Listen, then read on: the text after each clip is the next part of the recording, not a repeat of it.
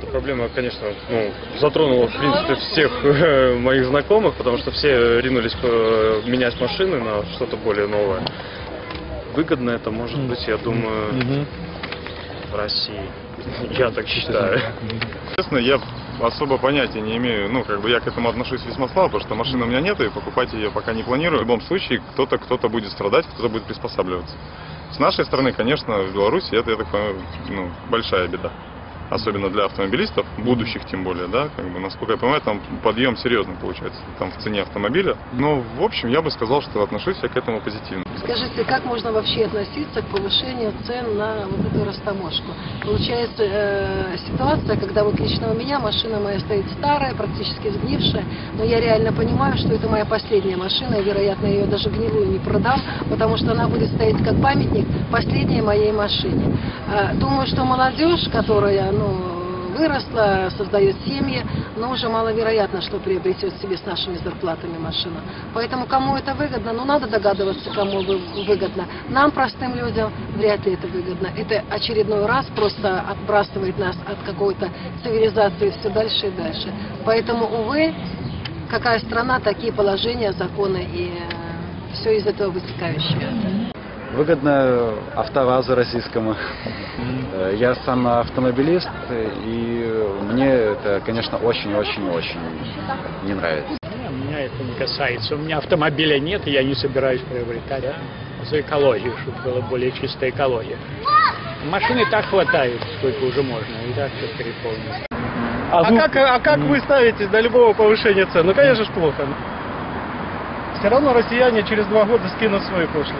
Поэтому, как ни крути, толку от этого мало. 2 года потерпим. Нет, мы не знаем, и нас на самом деле не очень интересует, потому что мы не ввозим и не возим. Мы уже подготовились, поэтому для нас этот вопрос уже не такой актуальный. Вы ведаете, я далекая от этого. Тому я вам ничего лепше не скажу. Взять и ездить на машине. Але ж покуль на новую мы не сподяемся. Я отрицательно. В связи с тем, что мы не производим легковые машины, а так как мы их не производим, мы, получается, защищаем рынок не свой. То есть здесь пошлина — это защита рынка, я так понимаю, чего-то, да? Производитель. То есть производитель защищает свой рынок, а государство помогает производителю защитить своего производителя. Правильно? Но а кого мы поддерживаем? Давайте начнем делать автомобили и будем вводить пошлину. Пока мы их не производим, а все-таки Беларусь — это не Россия, а все-таки отдельная страна, хотя мы в общем союзе. Если мы машины не производим, будьте добры, будьте любезны. Дайте возможность нам покупать машины такие, какие мы хотим. Выгодно только, я так понимаю, Россия. Машина есть и, в принципе, пользуюсь, а приобретать новую пока не планирую, поэтому этим вопросом не занимался еще.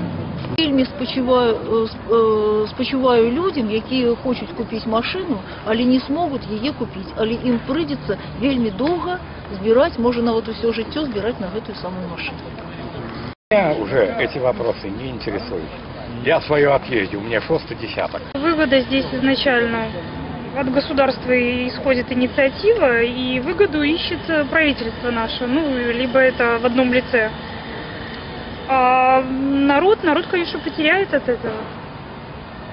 Как я отношусь? У меня есть машина, но я другую не куплю. Вот так я отношусь. Отношусь отрицательно в любом случае.